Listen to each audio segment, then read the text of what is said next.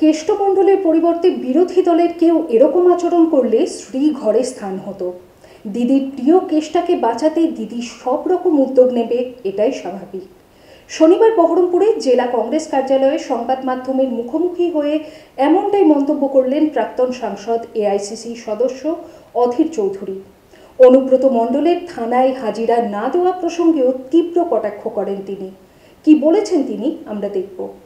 বাংলার মুখ্যমন্ত্রী চাইছেন না যে তার প্রিয় কেসটা সে থানায় যাক। কেসটাকে বাঁচানোর সব রকমের চেষ্টা দিদি শুরু করেছে, কারণ কেসটা দিদির খুবই প্রিয় পাত্র।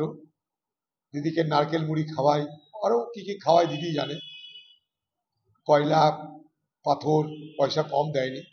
তাই কেসটার প্রতি দিদির একটা কৃতজ্ঞতা তো আছেই। তাই কেসটাকে বাঁচানোর চেষ্টা দিদি করে চলেছে এবং সেটা করবে।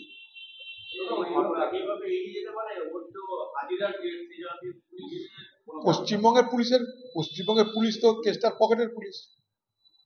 কেসটা চিঠি করে দিয়েছে, সেটাই যথেষ্ট। কেসটার পকেটের পুলিশ, কারণ দিদি মারা করলে কোন পুলিশের ক্ষমতা আছে? এটা যদি আমরা করতাম তখন জেলে চলে যেতাম। এটা যদি অন্য পার্টির কেউ করতে তখন জেলে।